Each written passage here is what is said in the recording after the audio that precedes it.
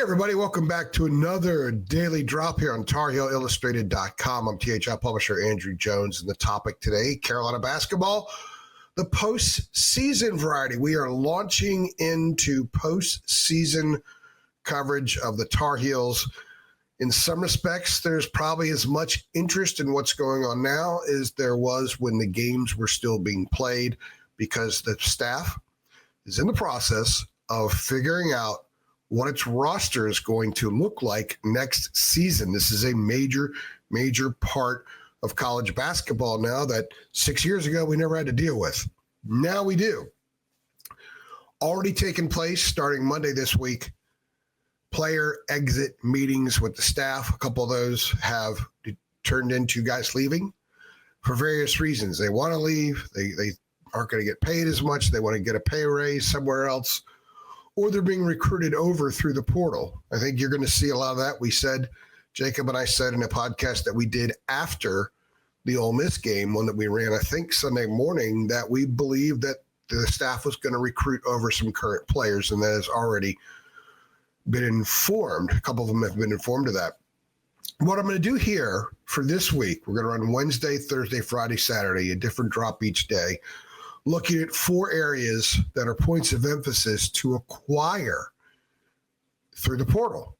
The first one is something they need to replace, and that's what I'm going to hit on in this one. The other 3 will be more things that were missing from this team this past season.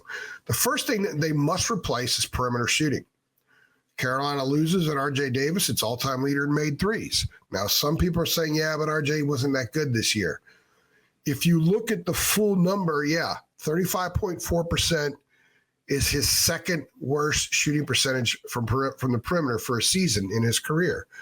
However, you've got to look at some of the fine details of why his shooting percentage was 35.4% this year. Specifically, the first couple of months of the season. It took RJ about 2 months, a little over 2 months, to fully adjust to not having a great screener helping him get good looks. He had that last year with Armando Bacot. He didn't have that this year. This was the worst screening Carolina team I've seen, period. One of the worst screening college basketball teams I've seen. They just weren't good at it. They got a little bit better late. Van Allen Lubin was an okay screener late in the year, but this team really had issues. That's how RJ got a lot of looks the year he won ACC Player of the Year.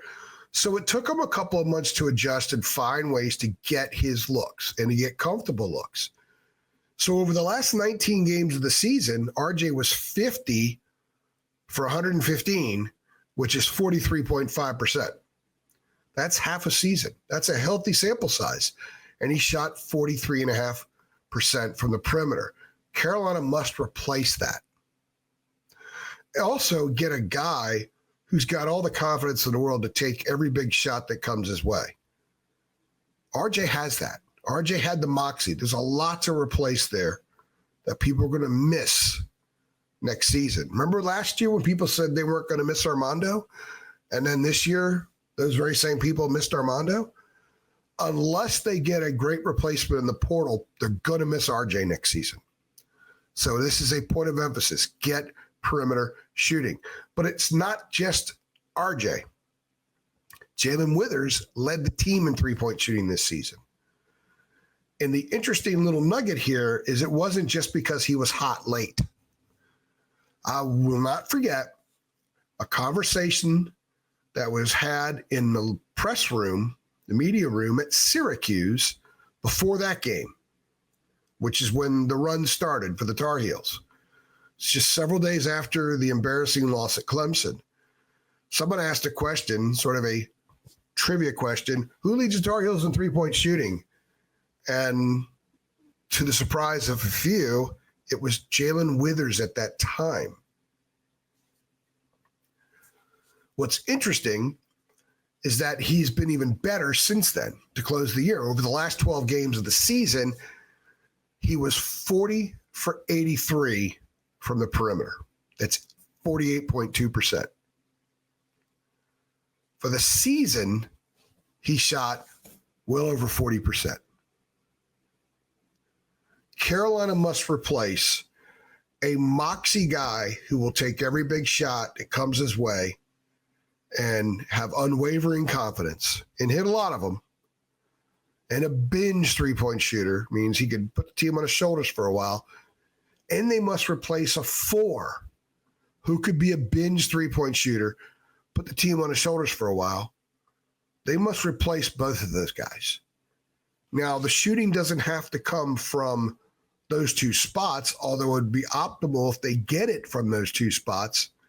It would help if Drake Powell increase. He was at 38%, 38.5% this year.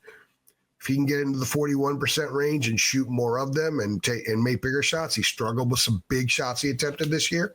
He needs to raise that moxie and confidence. They've got to get high volume, really good perimeter shooters. These two guys were high volume, really good perimeter shooters. 115 threes by RJ in those 19 games. That's 6 a game. Jay Witt, 83 three attempts over the last 12 games is 7 a game, 6 a game. That's a lot of threes by two guys who shot them with tremendous confidence and made a ton of them. And it's why the team was better late. Carolina as a team was much better during this span because other guys were hitting them too. The effect on the other players is significant. I have to scroll down to find some of the numbers here. But to give you a perfect example, from the Syracuse game through the San Diego State game in the NCAA tournament, the Tar Heels were 112 for 264. That's 42.4% as a team in those 11 games. For perspective, Bradley leads the nation in three-point shooting at 39.9%. So it's 11 games, a third of the season, and they are at 42.4%. And that includes the 3 for 17 game against Duke in the ACC tournament. In addition, they were shooting a high volume. The average game during that span, Carolina was 10.2 makes for 24 attempts. They were impacting games because of the perimeter shooting, and it opened up a lot of other stuff. Think of how less contested stuff was inside, especially for Van Allen and Lubin, because the outside was opened up and a 4 was hitting those things. It is paramount that they get perimeter shooting in the portal, because I'm not sure they have it on the current roster right now. We don't even know who's going to be around.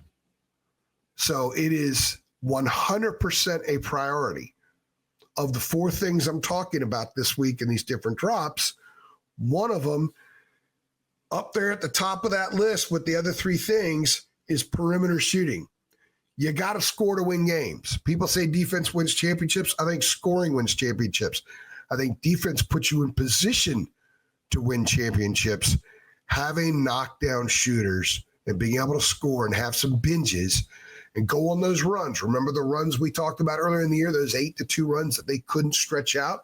Well, they started stretching them out, and a big reason is because they were hitting threes.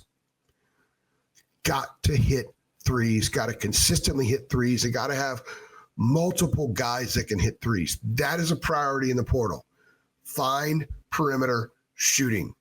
Yes, I know there are other priorities, and I'm going to talk about those in other drops. So some of you are coming in here saying they need bigs, they need to rebound. Yeah, I'm going to address those things.